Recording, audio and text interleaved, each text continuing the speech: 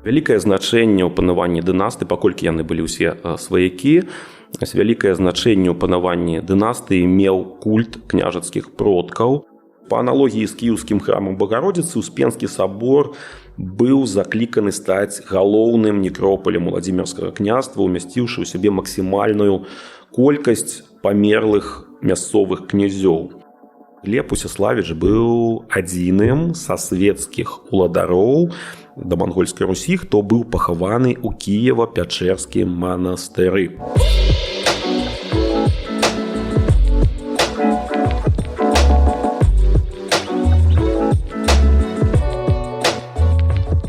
Добрый дзень, шановное гаспадарства, з вами падкаст «Так склалася гістарычна» і я, Дзягіль Ганна. Рада вас вітаць у чарговым нашым выпуску. Я шчыра ўдзячная ўсім слухачам за падтрымку праекта, за вашы лайкі, каментары, за тое, што вы дзеліцеся сябрамі.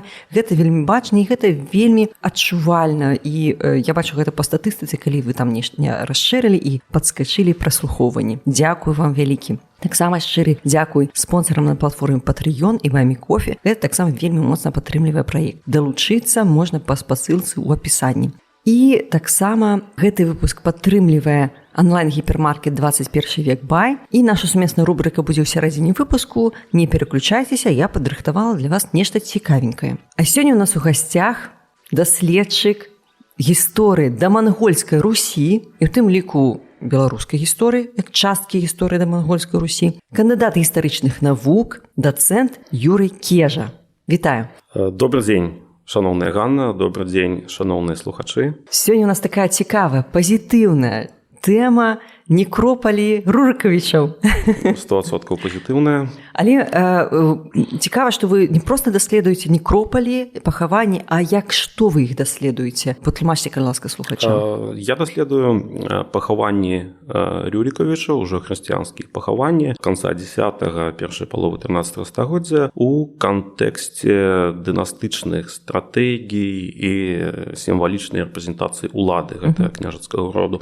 Як тое ці іншае месца пахавання было звязана з князем, наколькі яно абіралась свядома ці несвядома. Таму гэта вельмі цікавая тэма, шмат летапісных матэрыялаў звязана з ёй. Ну, давайте ў двух словах для тых, хто, магчыма, не ведае, а калі ведае, то каб успомнілі, што ўвогуле за дынастыя Рурыкавічаў, як яна ўвогуле ўзнікла. Станаўленне роду Рюрікавічаў звязана з пранікненнем у 9 стагоддзі на землі усходніх славян, балтаў, фіна-уграў, шматлікіх скандынаўскіх груп ваяроў-гандляроў. І вось адна з гэтых груповак, якая называлася Русь, для ранняга сярэднявечча гэта сацыяльны тэрмін. І вось гэта Русь на працягу другой паловы 9 і ўсяго 10 стагоддзя распаўсюджвае сваё палітычнае панаванне на большую частку ўсходняй Еўропы. І ўжо да канца 10 стагоддзя мы можам казаць, з упэўненасцю казаць пра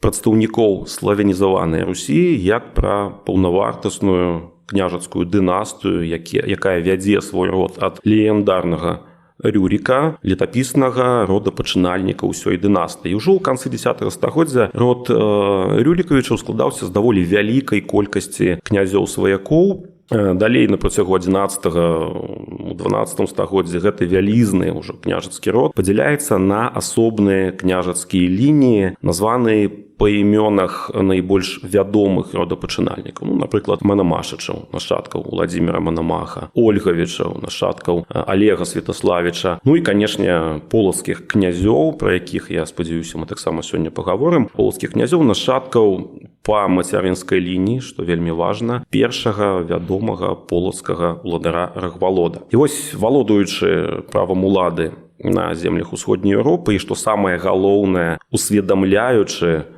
гэтае выключнае права, Рюрікавічы напаўняюць занятую прастору сімвалічным і сакральным сэнсам, тым самым, канешне, вызначаючы сваю легітымнасць. І вось гэтая рэпрэзентацыя статусу, рэпрэзентацыя ўлады выявіла сябе ў адмысловых ідэйных формах. Вялікае значэнне ў панаванні дынастыі, паколькі яны былі ўсе сваякі, вялікае значэнне ў панаванні дынастыі меў культ княжацкіх продкаў, які ў першую чаргу праявіўся ў асаблівым іменаслове дынастыі, то бок пэўным наборы імёнаў, характэрных толькі для прадстаўнікоў княжацкага роду. Акрамя гэтага, уяўленне аб радавым адзінстве і пераемнасці ўлады былі звязаны з пазначэннем прасторы. Гэтая прастора пазначалася праз будаўніцтва хрысціянскіх храмаў, якія павінны былі стаць такімі своеасаблівымі цэнтрамі прыцягнення для пэўных прадстаўнікоў дынастыі.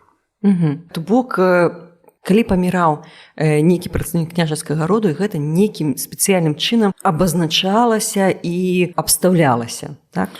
Ну, канешне, існаваў пахавальны абрад, ён таксама апісаны ў старажытнарускіх летапісах. Акрамя гэтага, важна было менавіта месца пахавання. І тут мы, як я ўжо казаў, на пачатку нашай размовы вельмі важна вылучэнне пахаванняў князёў дае магчымасць выявіць ідэйны сэнс, які ўкладваўся ў месца пахавання. Вось як тое ці іншае месца было звязана з князем, наколькі свядома яно абіралася. І ў гэтым сэнсе звесткі аб княжацкіх некропалях дазваляюць вызначыць агульныя контуры дынастычных стратэгій і сімвалічных практык. І вось цікава, што ў адрозненні ад сённяшняга часу само паняцце дзяржавы ў разуменні чалавека сярэднявечча, яна хутчэй за ўсё атаясамлялася з кіруючай дынастыяй.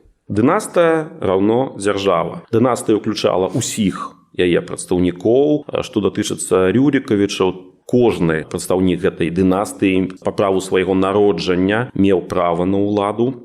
І сама дынастыя не сканчалася са смерцю аднаго ўладара, зразумела. І ў гэтым сэнсе паказальным будзе вызначэнне асноўных месцаў пахаванняў прадстаўнікоў сямейства Рюрікавічаў, таксама выяўленне прычын, па якіх прадстаўнікі дынастыі былі звязаны менавіта з гэтымі месцамі. Вось каб забяспечыць уладарам найбольш частыя і клапатлівыя памінанні, іх астанкі, як правіла, падлягалі пахаванню ў тых месцах, дзе маглі рабіцца ўрачыстыя маленні для выратавання душы памерлых. Гэта ўжо хрысціянскі час, таму гэта храмы ці манастыры, якія былі заснаваны альбо самімі князьямі, альбо з'яўляліся магільнымі склепамі прадстаўнікоў пэўнай дынастычнай лініі, адной з адгалінаванняў Рюрікавічаў. І на працягу 11-12 стагоддзя ў хрысціянскім свеце склалася ўяўленне, што найлепшае пасмяротнае памінанне можна атрымаць у сваім храме або манастыры, які ўвасабляў у сябе такую своеасаблівую сямейную прастору кіруючага роду. І гэтая акалічнасць абумовіла адсутнасць адзінага месца пахавання ў дамангольскай Русі, здольнага сабраць большасць памерлых прадстаўнікоў дынастыі. Як, напрыклад, я не так даўно быў у Нясвіжы, у касцёле Божага цела, і там вось мы можам пабачыць максімальную колькасць прадстаўнікоў сямейства Радзівілаў. Калі я не памыляюся, гэта трэці такі буйны некропаль у Еўропе пасля Габсбургаў і Бурбонаў. Вось такога у Рюрікавічаў не было, каб такая абсалютная большасць прадстаўнікоў дынастыі была сканцэнтравана ў адным месцы. Вось па ходу яшчэ такое пытанне. А дынастыя, яна лічылася па мужчынскай лініі, альбо жанчыны, калі выходзілі замуж, яны ўжо ўсё знікалі з гэтага далягляду, скажем так? У нас есть адзіны прыклад, калі жанчына, прадстаўніца роду Рюрікавічаў, кіравала дзяржавай, гэта княгіня Вольга. Это 10-е стагоддзе, другая палова 10-го стагоддзя, дакладна 40-е, 60-е гады, але больш такіх прыкладаў у нас няма. Это такая мужчынская. Мужчыны, яны і ўладары. Жанчын да ўлады не дапускаюць. Па мужчынскай лініі радавод лічыцца. А вось калі некропаль, калі жанчына памірала, але яна, напрыклад, не выйшла замуж, яна яшчэ знаходзілася ў родзе. Яна таксама з пахавання там было? Канешне, шмат паведамленняў, якія кажуць нам аб тым, што прадстаўніцы гэтага роду таксама былі пахаваныя ў храмах побач нават са сваімі мужамі, ну такім калі ўжо звяртацца да нашай гісторыі, яскравым прыкладам тут з'яўляецца пахаванне Глеба Усяславіча Менскага ў Кіева-Пячорскім манастыры. З ім была пахавана яго жонка, якая памерла значна пазней за яго ў 1158 годзе. Так, чакайце, але гэта жонка, да? А вось дачка, умоўна кажучы, калі яна выйшла замуж за некага, там у нейкі іншы род, не Рурыкавічаў, яна ўжо яшчэ лічыцца Рурыкавічнай, альбо ўжо не? Так, ну, насамрэч, на большай часткі ўсходняй Еўропы панавала гэтая дынастыя Рюрікавічаў, а калі жанчына, прадстаўніца дынастыі, выходзіла замуж за у іншую дынастыю, то яна, ну, зразумела, што яна ўжо пагружалася ў іншы род, у іншую дынастыю і жыла ўжо зусім іншым жыццём у іншай культурнай парадыгме. Але гэта не значыць, што яны ўвогуле знікаюць, нічога пра іх невядома. Ёсць некаторыя жанчыны, якія зрабілі значны ўнёсак нават у палітычнае жыццё некаторых стран. Ну, найбольш вядомая жанчына гэта Анна Ярославна, каралева Францыі. Вядома, што дачка менскага князя Валадара Глебавіча Сафія была аддадзена замуж за дацкага караля Вальдэмара I. Таму яны таксама маглі рабіць нейкі ўнёсак у палітычнае жыццё тых краін, куды яны адпраўляліся. Гэта так званая шлюбная дыпламатыя. Можна назваць і так, да. Даволі цікавая тэма матрыманіяльных сувязяў Рюрікавічаў. Асобна можна размаўляць пра шлюбныя стасункі паміж прадстаўнікамі полацкай княжацкай дынастыі Валодавічаў і Рюрікавічаў. Бок, да, гэта вельмі цікава. Ну, вось пра гэта мы пагаворым крыху пазней. Такім чынам, вось у нас ёсць некалькі месцаў, да, для пахаванняў, некалькі некропаляў. Якія гэта месцы, вось, калі можна? Ну да, ну тут насамрэч я сказаў, што не было адзінага нейкага храма ці манастыря, які здольны быў сабраць абсалютную большасць князёў, але такія спробы стварыць агульны некропаль, они ўсё ж такі былі. Некаторымі князьямі такія спробы ажыццяўляліся. Ну і ўпершыню падобныя імкненні праявіліся ўжо ў перыяд праўлення Уладзіміра Святаславіча, гэта канец 10-га, пачатак 11-га стагоддзя, храсціцель Русі знакаміты. І так пабудаваны Уладзімірам I кіеўскі каменны хрысціянскі храм Багародзіцы, больш вядомы як дзесяцінная царква, па задумцы свайго заснавальніка Уладзіміра, быў закліканы стаць галоўным великакняжацкім магільным склепам. І на працягу 11 стагоддзя тут было пахавана 7 прадстаўнікоў дынастыі. Гэта па пісьмовых крыніцах. Першай яшчэ Уладзімірам тут была перапахавана, відаць, княгіня Вольга. Тут гэтую інфармацыю мы атрымліваем паводле яе жыцця. Далей, у 1007 годзе у дзесяціннай царкве па ўсёй верагоднасці былі перапахаваны сын Уладзіміра, полацкі князь Ізяслаў, а таксама яго сын Ізяслава Усяслаў, які памёр там праз 2 гады пасля смерці бацькі. Таксама па дадзеных хронікі Цетмара Мерзебурскага у храме Багародзіцы была пахавана хрысціянская жонка Уладзіміра, візантыйская прынцэса Ганна, а ў 1015 годзе сам заснавальнік царквы Уладзімір Святаславіч. І далей у 1044 годзе ў кіеўскай царкве Багародзіцы па ініцыятыве сына Уладзіміра Ярослава, больш вядомага як Ярослаў Мудры, былі ахрышчаны і перапахаваны парэшткі братоў Уладзіміра, Яраполка і Алега. Вось вельмі такая цікавая гісторыя. Бок пасмяротнае хрышчэнне адбылося. Да, на яго асаблівую увагу выклікае гэтае перапахаванне, то бок яны былі, хутчэй за ўсё, яны памерлі ў паганстве. Іх парэшткі былі ахрышчаны і вось перапахаваны ў гэтай дзесяціннай царкве. З пункту гледжання кананічнага права хрост нябожчыкаў быў недапушчальны. І чаму так зрабіў Ярослаў? Тут даволі цікава. Тут варта, напэўна, улічваць уяўленне пра культ княжацкіх продкаў дынастыі Рюрікавічаў. І паколькі памерлыя хрысціянамі князі маглі успрымацца і ўспрымаліся ў якасці заступнікаў жывых прадстаўнікоў дынастыі. Ну, аб гэтым, напрыклад, сведчаць шматлікія малітоўныя звароты князёў Рюрікавічаў да сваіх продкаў у 12 стагоддзі. Дык вось, лёс памерлых язычнікамі продкаў мог быць зменены актам пасмяротнага хрышчэння. І такім чынам ідэйнай асновай працэдуры перапахавання Яраполка і Алега у пабудаваным Уладзімірам храме з'яўляецца ўяўленне пра адзінства і сакральнасць княжацкага роду. Ну, акрамя гэтага, хрышчэнні астанкаў князёў, вось гэтых Алега і Яраполка, верагодна, памерлі ў паганстве. Можна іх яшчэ таксама растлумачыць імкненнем Яраслава прымірыць душы сваіх дзядзькаў і бацькі. Ну, як вядома, першая ось такая княжацкая міжусобіца пачалася якраз такі пасля смерці Святаслава, калі засталося 3 браты: Уладзімір, Яраполк і Алег. І ў выніку гэтай барацьбы паміж братамі выжыў толькі Уладзімір. 2 браты загінулі, і, верагодна, ўжо іх пляменнік Яраслаў вырашыў такім чынам прымірыць іх са сваім братам. Дзесяцінная царква, першая спроба стварэння агульнага некропаля. Наступная спроба, гэта ўжо сярэдзіна 11 стагоддзя, і функцыя галоўнага княжацкага храма ад дзесяціннай царквы пераходзіць да Кіеўскага Сафійскага сабора. Ну, вядома, што гэты сабор быў пабудаваны па ініцыятыве Яраслава Мудрага, сына Уладзіміра.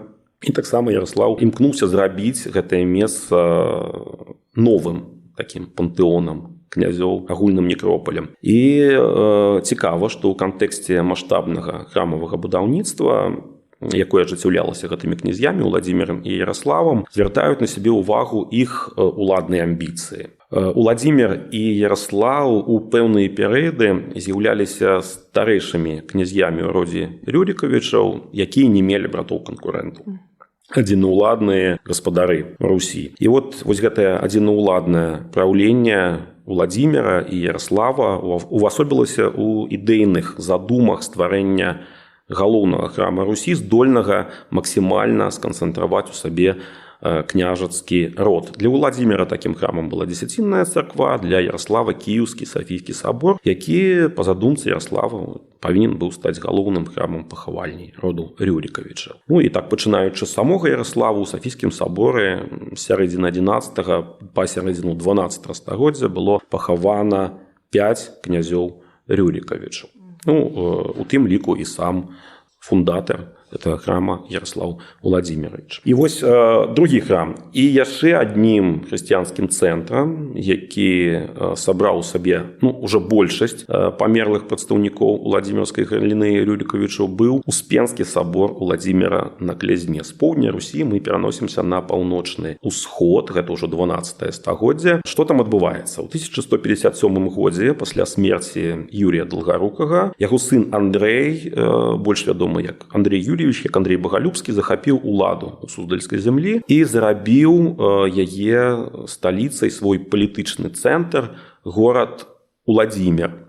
І гэта паклала пачатак існаванню буйнога палітычнага ўтварэння Уладзімірскага княства, якое квітнела аж да мангольскага нашэсця ў 1238 годзе. І вось з мэтай ідэйнага абгрунтавання палітычнай магутнасці новастворанага княства ва Уладзіміры ствараецца такая архітэктурная прастора, якая ў асобных элементах вельмі дакладна капіруе сакральную тапаграфію Киева. І цэнтральнай архітэктурнай дамінантай горада быў Успенскі сабор, прысвечаны Багародзіцы, як і ў Киеве. Уладзімірам была пабудавана царква Багародзіцы дзесяцінная. Вось гэты Успенскі сабор Уладзіміра быў узведзены па ініцыятыве Андрэя Багалюбскага ў 1160 годзе. І вось па аналогіі з кіеўскім храмам Багародзіцы, Успенскі сабор быў закліканы стаць галоўным некропалем Уладзімірскага княства, умясціўшы ў сябе максімальную колькасць памерлых мясцовых князёў. У перыяд з 1165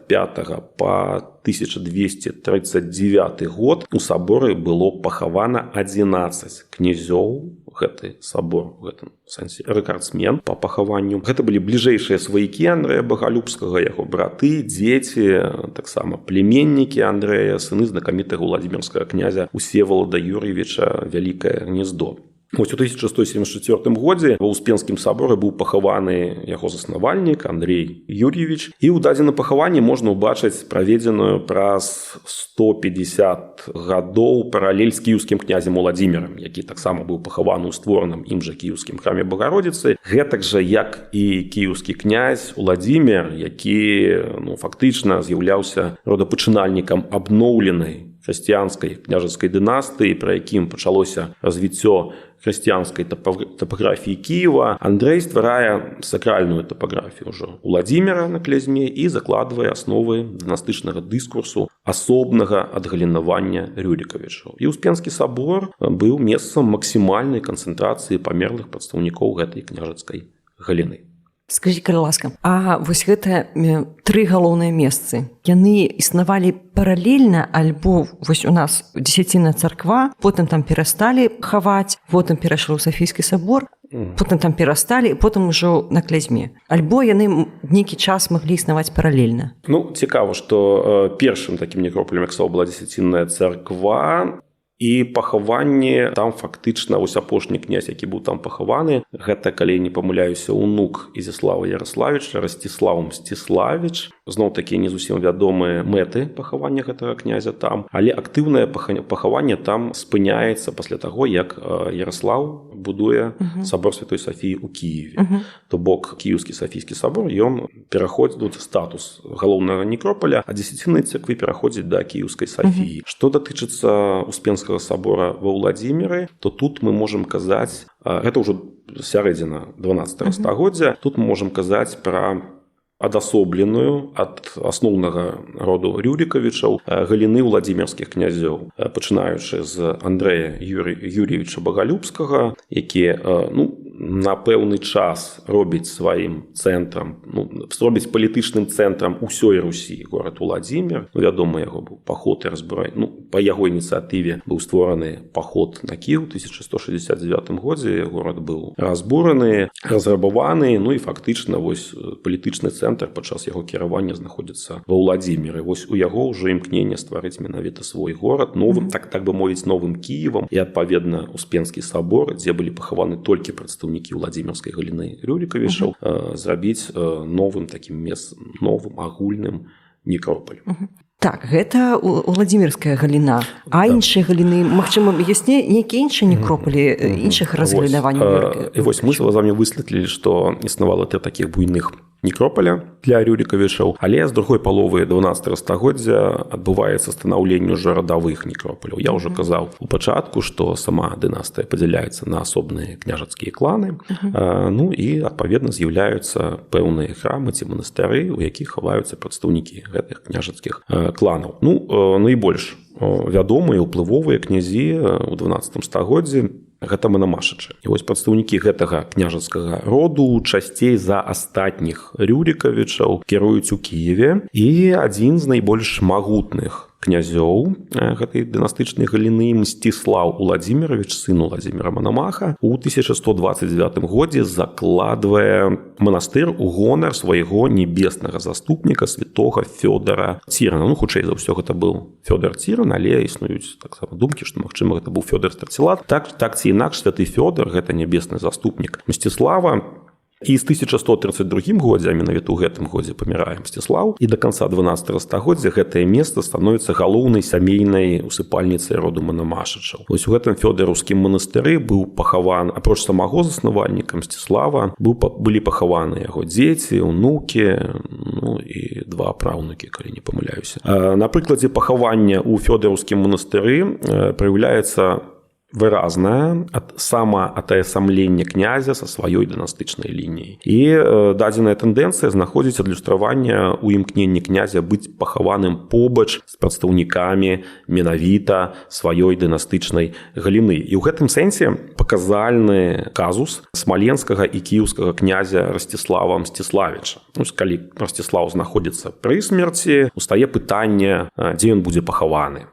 Сястра раіць яшчэ жывому князю прыбыць у Смаленску, якім ён кіраваў 40 гадоў, і знайсці апошняе ўпакаенне ў заснаваным ім жа храме Барыса і Глеба. Гледзячы на гэта, Расціслаў прымае рашэнне быць пахаваным менавіта ў фёдараўскім манастыры Кіева, аргументуючы гэта тым, што гэтае месца з'яўляецца яго радавым магільным склепам. Таксама характэрнай рысай у фарміраванні такіх лакальных некропаляў Рюрікавічаў з'яўляецца найменне манастыроў у гонар святых воінаў, хрысціянскіх заступнікаў, князёў-заснавальнікаў. Як вядома, напэўна, ведаеце, у старажытнарускіх князёў было два імя. Першае імя радавое, фактычна язычніцкая, там Ярослаў, Святаслаў, Уладзімір, Ізяслаў і так далей. Другое імя надавалася ў гонар пры хрышэнні, ў гонар святога апекуна. Так вось Фёдораўскі манастыр, як я ўжо ўзгадваў, быў радавым некропалем нашчадкаў Мсціслава і быў асвечаны ў гонар святога воіна. Яны шанавалі менавіта воінаў,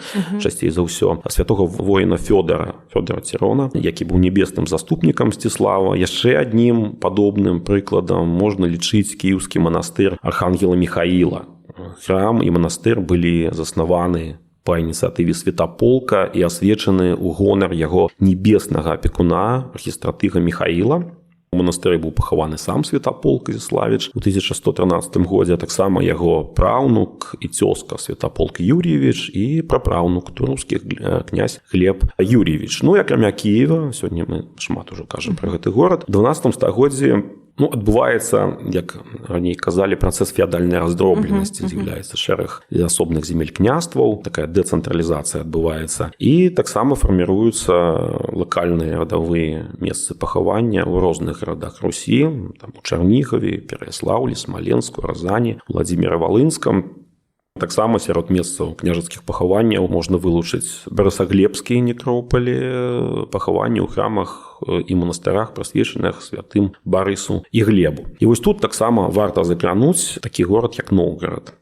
Ён займаў асобнае становішча сярод іншых старажытнарускіх гарадоў. Чаму? Таму што на працягу 11-12 стагоддзя гэты горад не зацвердзіўся ні за адным з кланаў Рюрікавіча. З сярэдзіны 12 стагоддзя ў Новгарадзе канчаткова сфарміравалася такая цікавая сістэма ўлады, якая была заснавана на сумесным кіраванні запрошанага князя Рюрікавіча і новгародскага пасадніка, мясцовага чалавека. Таксама актыўную ролю на палітычнае жыццё аказвала вечавыя сходы. І вось паводле дадзеных новгародскага першага летапісу у горадзе былі пахаваны 8 князёў Рюрікавічаў, 5 з іх знайшлі спадчын у Сафійскім саборы, 3 у Георгіўскім саборы Юр'ева манастыра. І гэтая акалічнасць абумовіла спецыфіку княжацкіх пахаванняў у параўнанні з храмамі іншых гарадоў Русі. У новгародскіх некропалях апроч пахаванняў князёў даволі часта праводзілася пахаванне новгародскіх епіскапаў,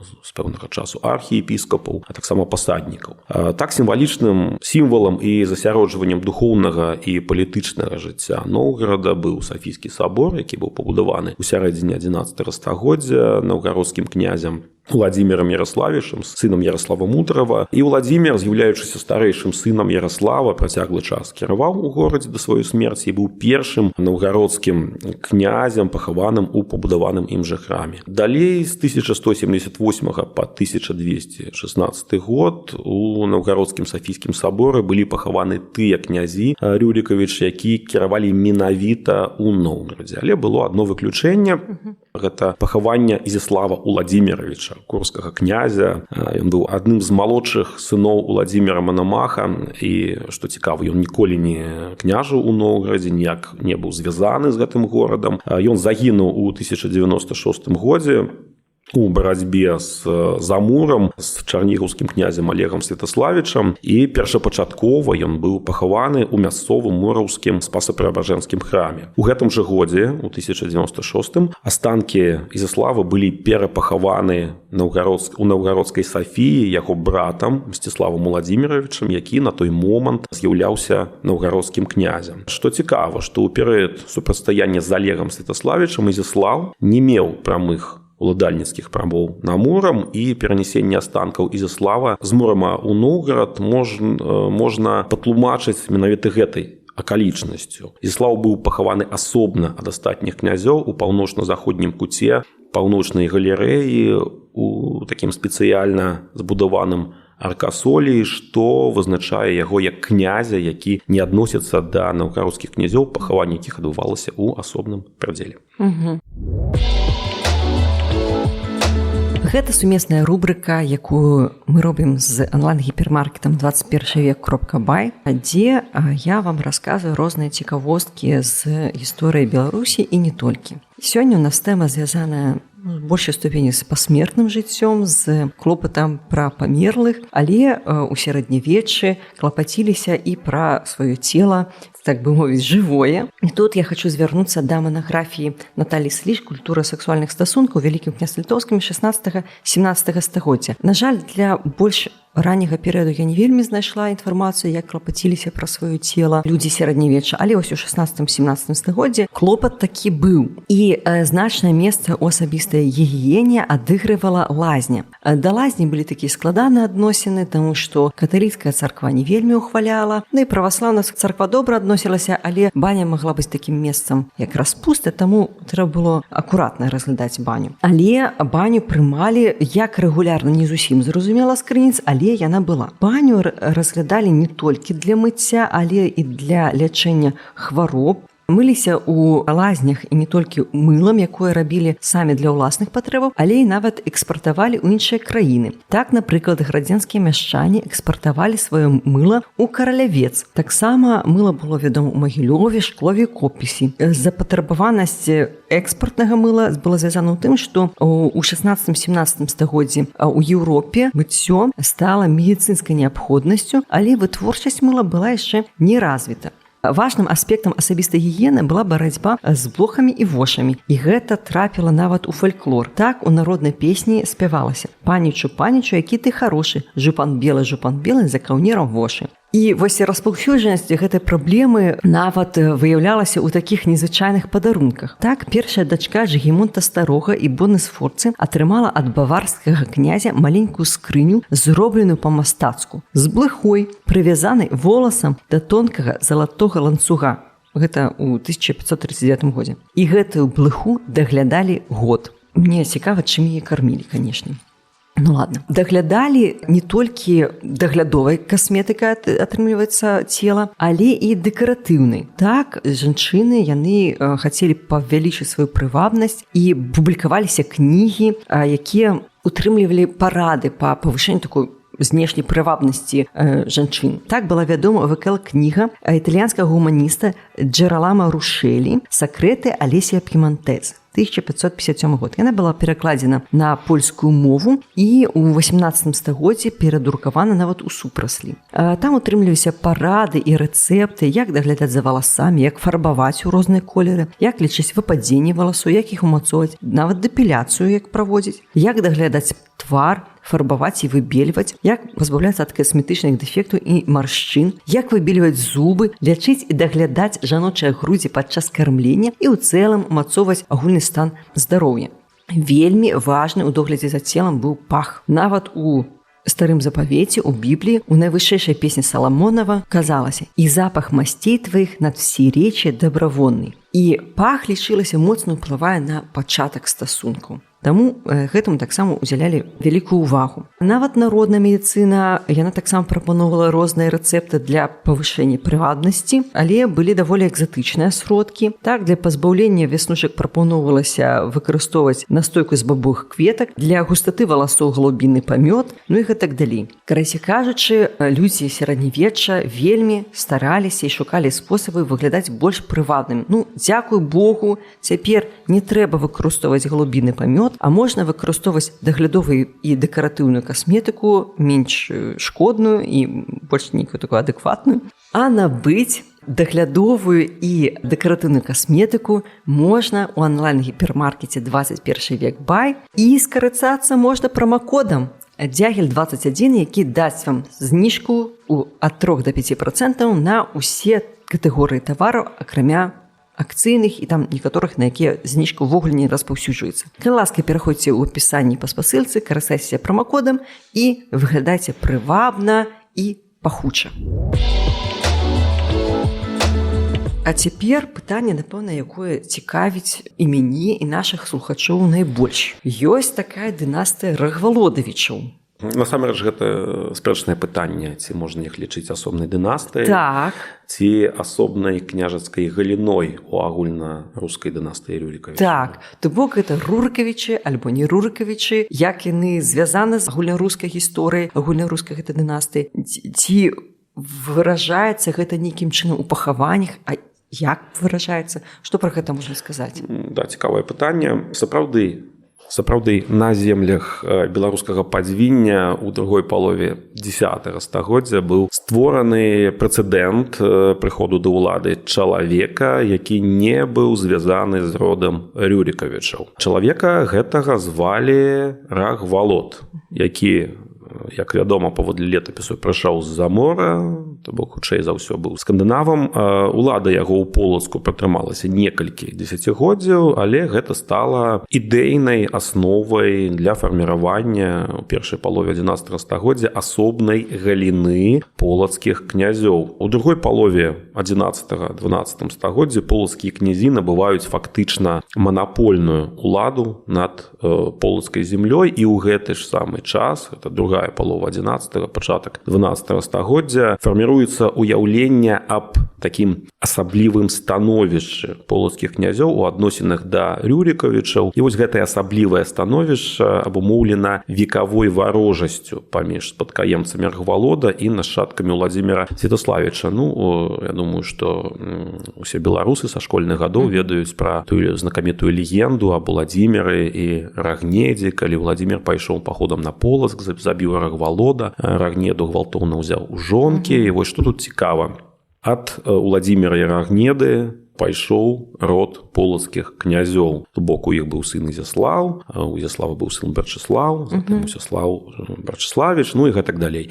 Акрамя гэтага, мала хто звяртае ўвагу на тое, што Яраслаў Мудры таксама нарадзіўся у шлюбе Уладзіміра і Рагнеды. То бок гэтыя людзі, Уладзімір і Рагнеда, з'яўляюцца родапачынальнікамі ўвогуле ўсіх астатніх Рюрікавічаў. І ў гэтым сэнсе полацкіх князёў генеалагічна варта лічыць сваякамі астатніх Рюрікавічаў. Іншая справа, што з 11 стагоддзя полацкія князі, ўжо Брачыслаў Ізяславіч і яго нашчадкі атрымліваюць фактычна манапольную ўладу над Полаччынай. І палітычна яны былі адасоблены ад астатніх Рюрікавічаў. Таму ў палітычным сэнсе я думаю, што варта лічыць полацкіх князёў асобнай дынастыяй, а ў сэнсе генеалогіі гэта ўсё ж такі сваякі Рюрікавічаў, і тут можна казаць пра асобнае адгалінаванне полацкіх князёў Рагвалодавічаў. І, наколькі я памятаю, ўсё ж такі ў летапісах яны падкрэслівалі, што яны Рагвалодавы внукі. Яны называліся Рагвалодавымі унукамі, Усяславічамі, полацкімі князямі, нават крывіцкімі князямі. І, канешне, вось гэтая знакамітая легенда, якая змешчана ў лаўрэнцеўскім летапісу па 1128 годзе аб Уладзіміры і Рагнедзе, калі Рагнеда робіць замах на Уладзіміра, і далейш. Я думаю, што далей уже гэтая гісторыя з Ізяславам, Уладзіміра, Рагнеда. Вядома, што было вылучана Уладзімірам асобная вотчына ў Ізяслаўлі, і адтуль пачынаецца ўжо развіццё полацкіх князёў, як ужо такіх уладароў менавіта вось гэтай тэрыторыі, нашай беларускай тэрыторыі, поўначы Беларусі. А ці склалася ў них нейкая традыцыя пахавання, вось нейкі некропаль? Да, што цікава, інфармацыя пра некропалі у пісьмовых крыніцах інфармацыі пра некропалі княжацкі адсутнічае. Бок няма, на жаль, што няма, але натуральна, што такія некропалі былі. Да пачатку 12 стагоддзя гэта быў Сафійскі сабор у Полацку. Затым нам дакладна вядома, што полацкія князі былі пахаваныя некаторыя з іх у Бельчыцкім манастыры. І адносна нядаўна, некалькі гадоў таму, археалагічныя раскопкі ў Спаса-Преображэнскай царкве пацвердзілі, што існавала падземная крыпта, дзе таксама, магчыма, быў пахаваны адзін з прадстаўнікоў полацкай княжацкай дынастыі. Хутчэй за ўсё гэта быў сын Усяслава, Святаслаў Георгій. Таму гэта толькі археалагічнымі даследаваннямі мы можам зрабіць нейкія высновы наконт княжацкіх некропаляў у Полацку. Што датычыцца пісьмовых крыніц, інфармацыі ў пісьмовых крыніцах пра полацкіх князёў. І вось ёсць інфармацыі аб пахаванні толькі аднаго прадстаўніка полацкага княжацкага сямейства, гэта Глеб Усяславіч. Інфармацыя гэта змешчана ў Іпаціўскім летапісу па 1158 годзе. У паведамленні згадваецца аб смерці жонкі Глеба, яе пахаванне разам з мужам у Кіева-Пячэрскім манастыры, таксама аб вялікім ахвяраванні менскага князя і княгіні на патрэбы манастыра. І вось у гэтай узгадцы звяртае на сябе ўвагу тое, што Глеб Усяславіч быў адзіным са свецкіх уладароў да мангольскай Русі, хто быў пахаваны ў Кіева-Пячэрскім манастыры. І, на мой погляд, галоўная прычына апошняга спачыну Глеба была звязана з яго менавіта дынастычным радавым паходжаннем, таксама ваеннай палітыкай, якую правадзіў ён і яго бацька, знакаміты полацкі князь Усяслаў Брачыславіч, у навукова-папулярнай літаратуры больш вядомы як Усяслаў Чарадзей. Так, у часы кіравання Глеба нам вядома пра канфлікт менскага князя з Уладзімірам Манамахам. Вядомыя паходы Манамаха на Менск. Першы паход у 1116 годзе, калі Глебу удалося дамовіцца з кіеўскім князем, а таксама наступны паход Манамаха на Менск у 1119 годзе, паводле якога Глеб быў адпраўлены ў зняволенне ў Кіеў, дзе ён і памірае ў тым жа годзе. Што цікава, за 40 гадоў да гэтых падзей у 70-х, 80-х гадах 11 стагоддзя ўсё той жа Уладзімір Манамах выступаў адным з галоўных супернікаў Усяслава Брачыславіча, бацькі Глеба. Захоплены пасля паходу на Менск Глеб памёр менавіта ў перыяд кіравання ў Кіеве Уладзіміра Манамаха, свайго галоўнага суперніка, таксама аднаго з галоўных супернікаў Усяслава Брачыславіча. І паколькі Глеб памёр у далечыні ад радавых земляў, ён не мог быць пахаваны ні ў адным з храмаў Полацка. Таксама не знайшлося месца для пахавання Глеба ні ў адным з княжацкіх манастыроў ці храмаў Кіева. І вось тут цікава, што падобныя з пахаваннем Глеба выпадкі можна адшукаць на прыкладзе пахаванняў валынскага князя Давыда Ігоровича, таксама Новгород-Северскага князя Ігора Ольгавіча. Пачнем з Давыда, вельмі коротка. Я раскажу, што ён быў пахаваны ў Клоўскім манастыры Кіева ў 1112 годзе. Першапачаткова князь Давыд быў пазбаўлены спадчыны сваімі дзядзькамі, перайшоў на становішча князя-ізгоя, уступіў у актыўную барацьбу за радавыя землі. І вось кульмінацыяй гэтай барацьбы стала асляпленне па ініцыятыве Давыда церабоўскага князя Васількі Расціславіча. І вось гэта жах быў тады на той час. Асляпленне церабоўскага князя пагоршыла адмоўнае стаўленне да Давыду з боку князя Рурыкавіча. Ён так быў князь-ізгой, тут яшчэ такі выпадак. І зразумела, што вось гэта яго дзеянне атрымала негатыўную характарыстыку ў аповесці аб мінулых гадах. І такім чынам становішча князя-ізгоя, таксама вобраз аднаго з такіх антыгерояў старажытнарускай гісторыі канца 11-го, пачатку 12-го стагоддзя маглі стаць непасрэднымі прычынамі асобнага пахавання Давыда ў Клоўскім манастыры. І наступны выпадак гэта Ігор Ольгавіч, Новгород-Северскі князь. Ён быў забіты ў 1147 годзе падчас знакамітага кіеўскага паўстання. І першапачаткова цела Ігора было пакладзена ў царкве архангела Міхаіла у Міхайлаўскім манастыры. А мы, напэўна, памятаем, што гэты храм ужо ў той час, да сярэдзіны 12 стагоддзя, з'яўляўся месцам спачыну святаполка Ізяславіча, асобнага ад Ольгавічаў, прадстаўніка княжацкай лініі Рюрікавічаў. І Ігор праз некалькі дзён быў перанесены ў Сімеонаўскі манастыр, які паводле іпаціўскага летапісу быў звязаны з яго дзедам Святаславам Ярославічам. І толькі праз 3 гады ў 1150 годзе астанкі Ігора былі канчаткова пахаваны ў спасскім храме Чарнігава, радавым некропалі ўсіх Ольгавічаў. І вось 3 князя, наш Глеб, таксама Давыд, Ігор былі адзінымі са старажытнарускіх князёў, якія былі пахаваны ў Кіева-Пячэрскім, Клоўскім і Сімеонаўскім манастырах. Выбар месцаў для пахавання гэтых 3 князёў могуць аб'ядноўваць наступныя абставіны. Па-першае, усе 3 князі не належалі да княжых ліній, радавыя некропалі якіх знаходзіліся ў Кіеве. Па-другое, кожны з 3 князёў у перыяд сваёй ваенна-палітычнай актыўнасці так ці інакш варагаваў, канфліктаваў з князямі, якія кіравалі ў Кіеве, або з'яўляўся парушальнікам, як Давыд Ігорович, прынцыпаў міжкняжацкіх адносін унутры роду Рюрікавічаў. І Глеб Усяславіч належаў, як вядома, да асобнага ад Ярославічаў полацкага княжацкага дому, дома Рахвалодавічаў. Адпаведна, для яго пахавання не знайшлося месца ні ў адным з радавых манастыроў Кіева. І сам гэты манастыр, Кіева-Пячэрскі, мае свае адметныя асаблівасці.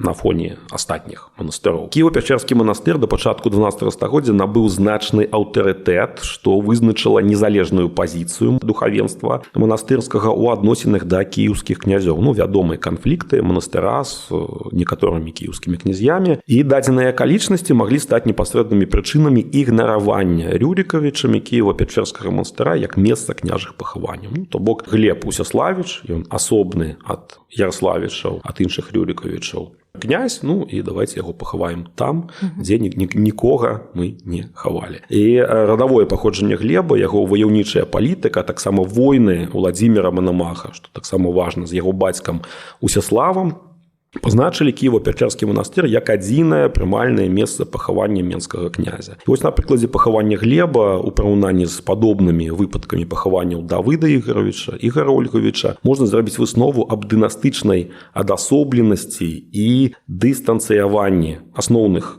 княжых ліній, якія кіравалі ў Кіеве, Манамашычаў, іншых князёў Яраславічаў ад полацкіх князёў Рагвалодавічаў.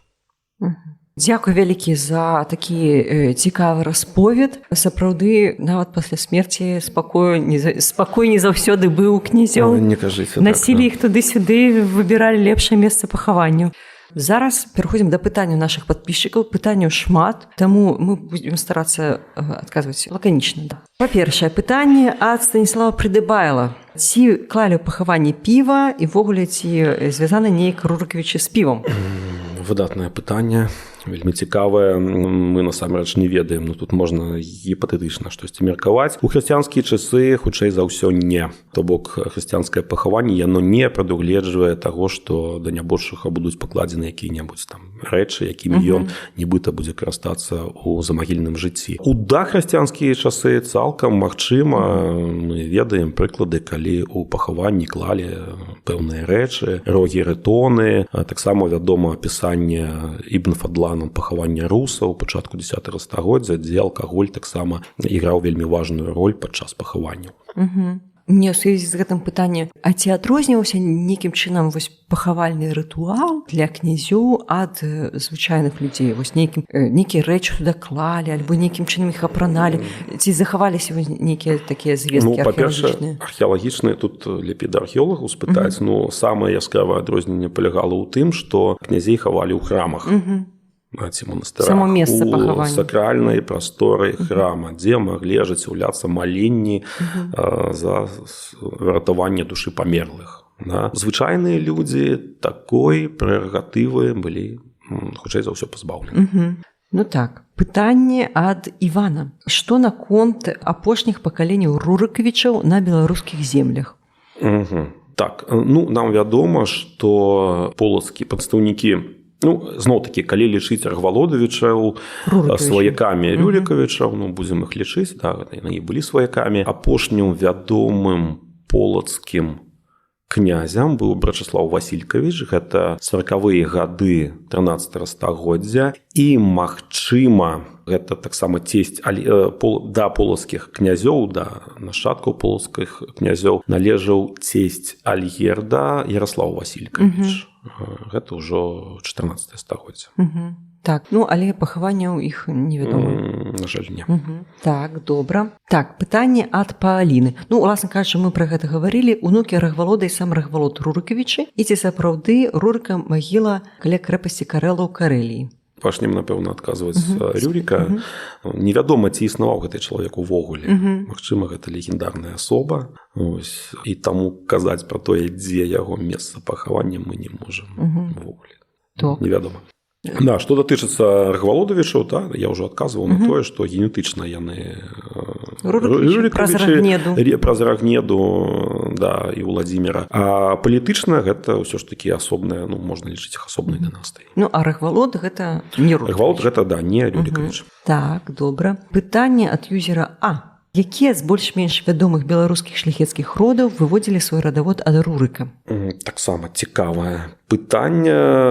Тут можна ў двух напрамках гэта ўсё аналізаваць. Па-першае, захавалася шматлікая геральдыка шляхецкая, там сотні княжацкіх гербаў. Самыя першыя гербы, яны такія геаметрычныя, клеймавыя, як клейнавыя, як кажуць. Даволі проста і магчыма вось гэтыя знакі, якія на гербах шляхты ўжо там у 16-17 стагоддзі, яны паходзяць ад старажытнарускіх выяў трохзубца, калюмнаў. Дакладна вядома, што свой род ад Рюрікавічаў вялі князі астрожскія, а дакладна яны вялі свой радавод ад Давыда галіцкага князя Даніла Рамановича, а праз яго да хрысціцеля Русі Уладзіміра Святаславіча, Уладзіміра Святога. Таксама такі род Святаполк Чацвярынскіх вёў свой род, калі не памыляюся, ад Турава-пінскіх князёў. Вось, ну і вядома, што магнаты Сапегі,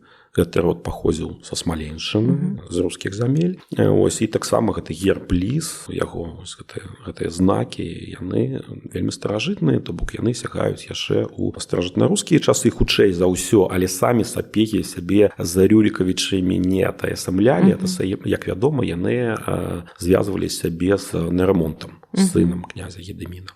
А вось прэстыжна было быць Рурыкавічам? Ну, тут ужо цікавае пытанне.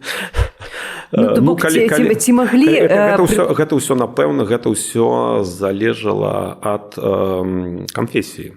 То бок такая своеасаблівая абнаўленне геральдыкі адбываецца ў 15 стагоддзі пасля Градзельскай уніі 1413 года, калі 47 радоў получаюць свае гербы ад палякаў з тэрыторыі Польшы, і яны ўжо каталікі, і таму яны атаясамліваюць сабе менавіта вось было вельмі папулярна атаясамліваць сабе з рымскімі арыстакратамі, вядома пра гісторыю Палімона, а з Рюрікавічамі сябе атаясамлівалі праваслаўныя, тыя, хто захоўваў праваслаўе, ну, прыватнасці, там, астрожскія, князі астрожскія. У сувязі з гэтым пытанне ад юзера з тэлеграмам геральдычнае. А ці былі нейкія адметныя фамільныя знакі ў Рурыкавічаў у ВКЛ, акрамя трызубаў?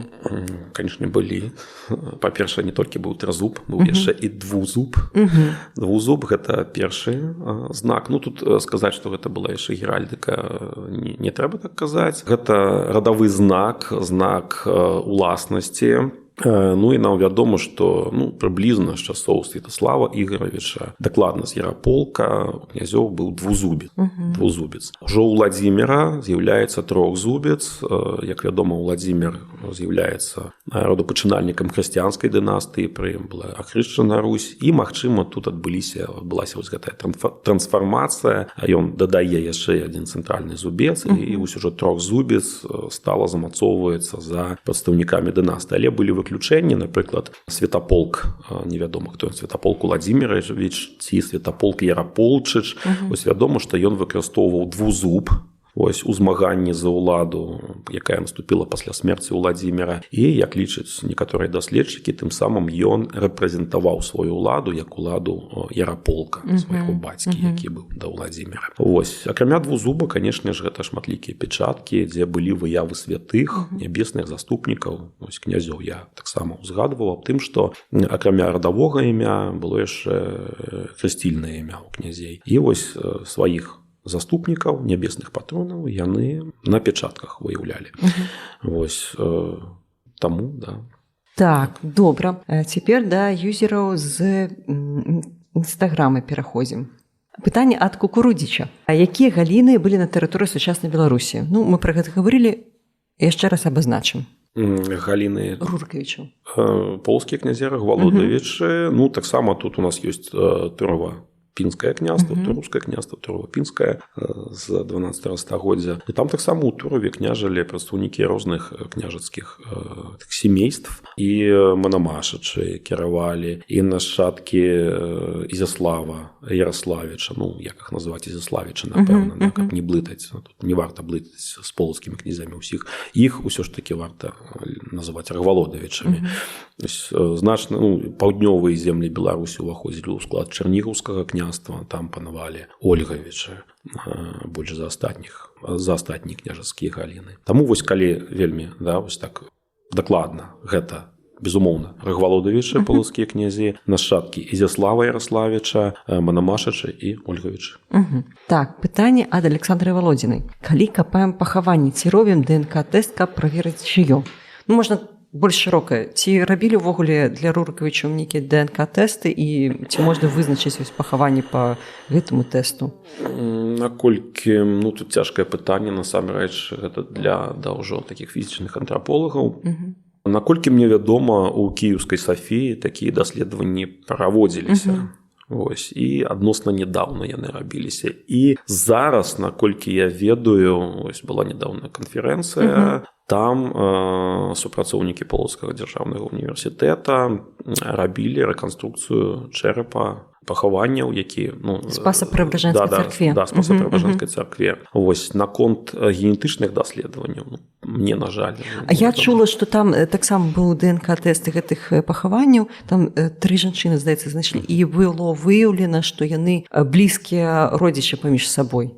Вось. То бок ДНК-тэсты робяць, нейкім чынам вызначыць можна, але зноў-такі тут усё ёсць асаблівасці, канешне. Так, пытанне ад юзера Ветэр. Як давесці рускім, што яны не выключна іхнія, маюць на ўвазе Рурыкавічы? Так, па-першае, 1000 гадоў таму, у 11-12 стагоддзі не існавала ні Рэспублікі Беларусь, ні Расійскай Федэрацыі, ні Украіны. Гэта такая, у дамангольскі час, гэта больш-менш адзіная культурная, палітычная, рэлігійная прастора. І таму вось гэты род Рюрикавічаў, як я казаў, ён панаваў практычна на большай частцы тэрыторыі ўсходняй Еўропы, і таму тут нельга растаскиваць Рюрикавічаў па нацыянальных кватэрах, то бок нацыі гэта ўсё ж такі ўжо значна больш позні час. Так, тут яшчэ Павел Махіны задаў вельмі шмат пытанняў, але я з вашага дазволу скарачу гэтае пытанне.